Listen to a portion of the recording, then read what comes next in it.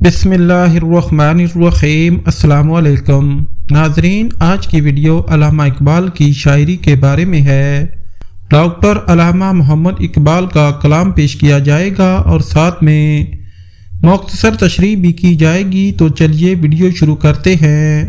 نفسیات حاکمی اصلاحات۔ یہ مہر ہے بے مہری زیاد کا پردہ، آئی نہ میرے کام میری تازہ سفیری۔ مطلب علامہ نے یہاں باغ پرندہ، شکاری، پنجرہ اور پرندے کی آواز کی علامات سے حاکم قوم کی حاکمانہ ذہنیت کی بات سمجھائی ہے۔ انگریزوں نے مختلف وقتوں میں بر صغیر کے لوگوں کے جذبات کو ٹھنڈا کرنے کے لیے جو اصلاحات نافذ کی تھیں اور جن کی بنا پر وقتی طور پر غلاموں کا جوش نرم اور حاکموں کی حاکمیت طویل ہو گئی تھی، رکھنے لگا مرجائے ہوئے پھول قفس میں، شاید کہ اسیروں کو گوارا ہو اسیری۔ اس عمل کو سمجھاتے ہوئے علامہ کہتے ہیں کہ یہ تو ایسے ہی ہوا ہے جیسا کہ زیاد کسی قیدی پرندے کو پنجرہ میں زیادہ دیر تک رکھنے اور اس کی تسلی کے لیے کہ شاید وہ باغ کی آزاد فضا ہی میں ہو مرجائے ہوئے پھول رکھ دیتا ہے۔ بظاہر تو یہ اس پرندے پر مہربانی نظر آتی ہے، لیکن حقیقت میں اس پر ظلم ہوتا ہے، کیونکہ اس طرح وہ قید سے مزید مانوس ہو جاتا ہے اور اسے پسند کرنے لگتا ہے۔ بر صغیر کے لوگوں کے ساتھ بھی انگریزوں نے وہی عمل کیا جو شکاری پرندے کے ساتھ کرتا ہے، اور ان کو اصلاحات کے کچھ تحفے دے کر غلامی پر رضامند کرنے پر آمادہ کر لیا۔ یہ دراصل ان لوگوں پر مہربانی نہیں تھی بلکہ ایک ظلم تھا، کیونکہ اس سے غلام کی قید اور طویل ہو گئی، اور جو آوازیں ان لوگوں نے یا علامہ نے اپنی شاعری کے ذریعے نکالی تھیں وہ سب بے اثر ہو کر رہ گئیں، اور لوگوں نے اصلاحات انگریز کو آزادی کا بدل سمجھ کر گلے سے لگا لیا۔ میرے کوستاں تجھے چھوڑ کے جاؤں کہاں، تیری چٹانوں میں ہے میرے آب و جد کی خاک۔ تعارف۔ محراب گل ایک افغانی کا نام ہے۔ یہ ناول اور افسانہ کے کرداروں کی طرح ایک فرضی کردار کا نام ہے جس کے ذریعے علامہ نے پٹھانوں افغانوں کی خودی بیدار کرنے کی کوشش کی ہے، کیونکہ ان کا خیال تھا کہ اگر سرحد کے غیور افغان اپنی خودی کو پہچان کر اٹھ کھڑے ہوں تو بر صغیر کو انگریزوں سے آزاد کرانا آسان ہوگا۔ اس عنوان کے تحت اقبال نے 20 نظمیں لکھی ہیں۔ مانی کوستاں۔ اے میرے سامنے پھیلے ہوئے پہاڑوں کی سلسلے میں تجھے چھوڑ کر کہیں نہیں جا سکتا، کیونکہ تو میرا ہی نہیں، میرے باپ دادا کا بھی مولد اور وطن، اور میرے باپ دادا کی مٹی کا تو امین ہے، یعنی ان کے جسم تیری مٹی میں دفن ہے۔ روز ازل سے ہے تو منزل شخین و چراغ، لالو گل سے تہی نغمہ بلبل سے پاک۔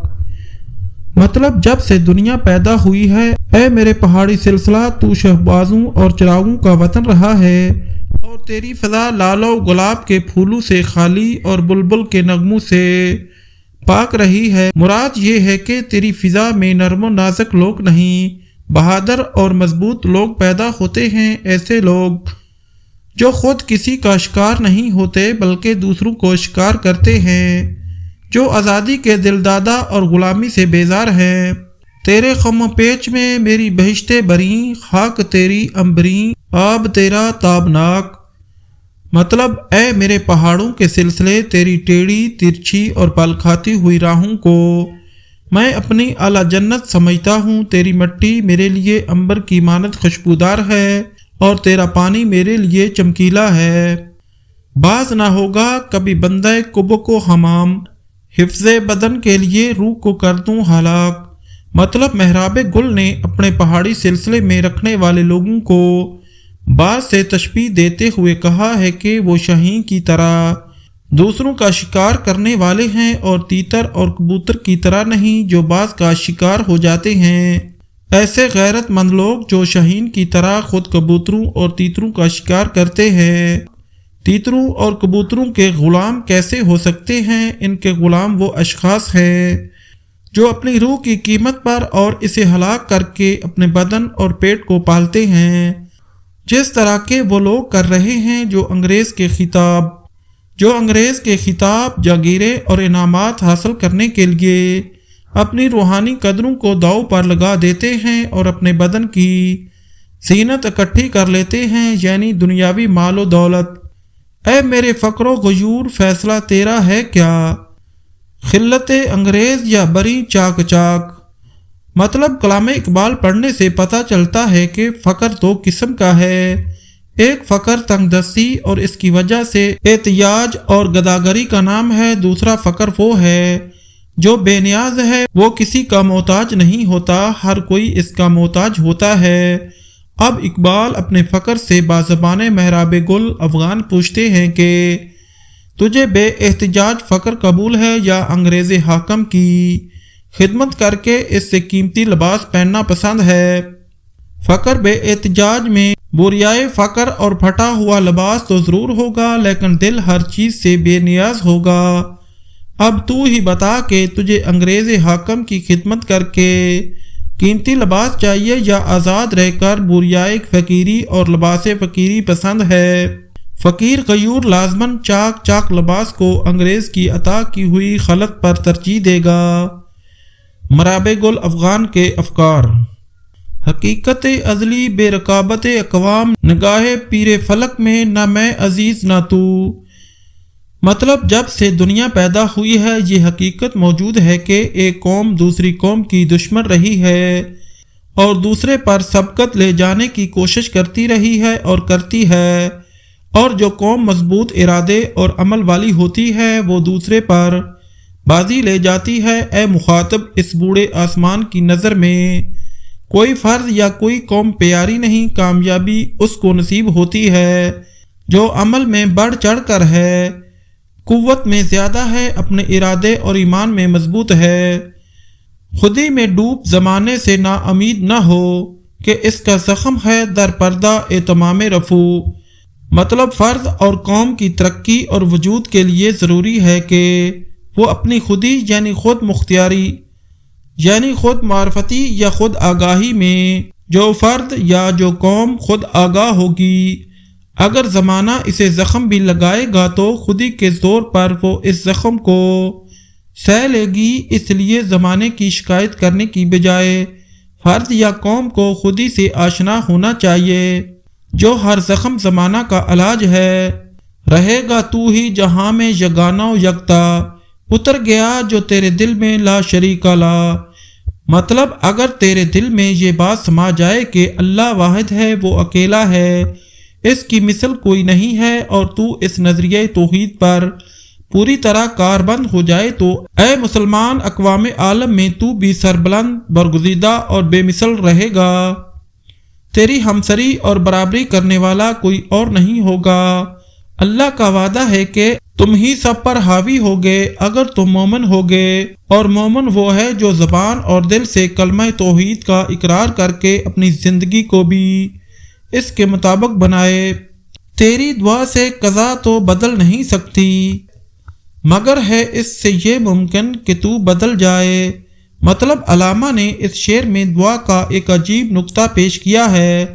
دعا کرنے سے یہ ضروری نہیں کہ جس قضا کو تو بدلنا چاہتا ہے وہ بدل جائے، لیکن یہ تو ممکن ہے کہ اس کو بدلنے کے لیے جس عزم اور عمل کی ضرورت ہوتی ہے وہ تجھ میں پیدا ہو جائے، اور تیرا یہ ارادہ اور تیرا یہ عمل تیری آرزو کے مطابق نتائج برآمد کرے۔ اس لیے دعا بھی کرتا رہے اور عمل سے بھی غافل نہ رہو۔ تیری خودی میں اگر انقلاب ہو پیدا، عجب نہیں ہے کہ یہ چار سو بدل جائے۔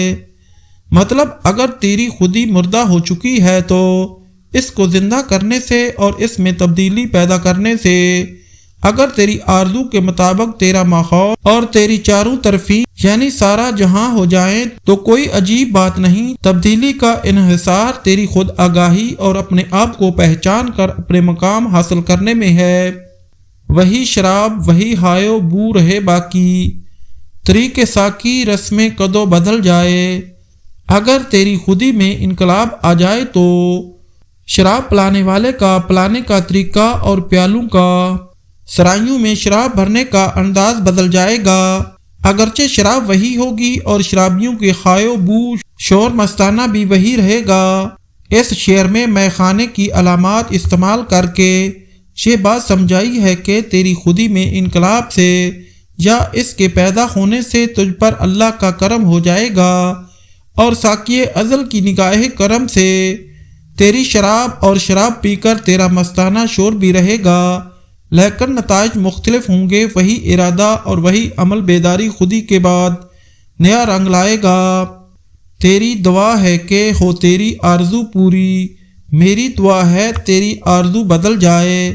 مطلب تیری دعا تو یہ ہے کہ جو تیرے دل کی آرزو یا خواہش ہے وہ پوری ہو جائے، لیکن تیری آرزو چونکہ ایسی حالت میں ہوگی جب کہ تیری خودی بیدار نہیں ہوگی، اس لیے نہ تیری خواہش صحیح ہوگی اور نہ دعا پورا کرنے پر اس کے نتائج صحیح ہوں گے۔ اس لیے میری دعا ہے کہ تیری آرزو بدل جائے، اور وہ اسی وقت بدل سکتی ہے جب تیری خودی میں انقلاب آ جائے اور وہ مردگی اور پس مردگی ختم ہو جائے جو تجھ پر چھائی ہوئی ہے، اور تیرے اندر خود کو بدلنے کی آرزو پیدا ہو جائے۔ کڑکا سمندر بجلی کی مانند تجھ کو خبر ہے اے مرگ ناگہا، مطلب زمانے کی کسی چیز کو بھی ثبات نہیں۔ اس لیے علامہ نے دو ایسے فاتحین کا ذکر کیا ہے جن کا تعلق افغان علاقے کی فتح سے تھا، اور جن میں سے ایک یعنی نادر خود افغان تھا، اور بتایا ہے کہ باوجود اتنے بڑے فاتح ہونے کے دونوں فاتحین سکندر اور نادر کا اب نام و نشان باقی نہیں۔ سکندر یونانی اپنے ملک سے بجلی کی طرح کڑکتا ہوا نکلا، اس نے افغان علاقہ سمیت پنجاب تک کا علاقہ بھی فتح کر لیا، لیکن واپسی پر اچانک مر گیا۔ نادر نے لوٹی دلی کی دولت ایک ضرب شمشیر افزانہ کوتا، مطلب سکندر کی طرح نادر شاہ بھی ایک عظیم فاتح تھا۔ اس نے دور زوال کو مغل بادشاہ محمد شاہ کے زمانے میں دلی کو فتح کیا، اسے برباد کیا، اس کی دولت لوٹی، اس کے باشندوں کا قتل عام کیا، لیکن چند سال بعد اپنے امیروں کی سازش کی بنا پر انہی کے ہاتھوں قتل ہو گیا۔ ایک تلوار کے وار نے اس کی سلطنت اور زندگی کا قصہ مختصر کر دیا۔ افغان باقی، کوہسار باقی، الحکم للہ، الملک للہ۔ مطلب یہ بات سچ ہے کہ سکندر اور نادر نے یا ان جیسے اور فاتحین نے بڑی بڑی فتوحات کی، بڑے بڑے ملکوں اور بڑی بڑی قوموں کو اپنے زیر نگیں کیا، لیکن آج ان کا نام و نشان باقی نہیں۔ البتہ دنیا ابھی تک اس طرح باقی ہے، دنیا کی قومیں باقی ہیں، جیسا کہ اے افغانوں تمہارے پہاڑوں کا سلسلہ باقی ہے۔ اصل حقیقت یہ ہے کہ اصل بادشاہی اللہ کی ہے جو قائم و دائم ہے، ملک اور ان پر حقیقی حکمرانی بھی اس کی ہے اور حکم بھی اس کا چلتا ہے، باقی سب کی سلطنت فانی اور سب کا حکم عارضی ہے۔ حاجت سے مجبور مردانے آزاد کرتی ہے حادث شیروں کو روبا۔ مطلب اس شعر میں علامہ نے ایک اصول بیان کیا ہے کہ احتجاج اور ضرورت ایک ایسی نامراد شے ہے کہ اس کو پورا کرنے کے لیے بعض اوقات آزاد لوگ بھی دوسروں کے غلام بن جاتے ہیں۔ یہ احتجاج ایسی بری چیز ہے کہ شیروں کو لومڑی بنا دیتی ہے، اور لوگ اپنے آقاؤں کی خوشامد کر کے اپنی خودی کو چھوڑ کر اور اپنی بہادری اور آزادی کو ایک طرف رکھ کر اپنی احتجاجات پوری کرنے لگ جاتے ہیں۔ محرم خودی سے جس دم ہوا فقر، تو بھی شہنشاہ میں بھی شہنشاہ۔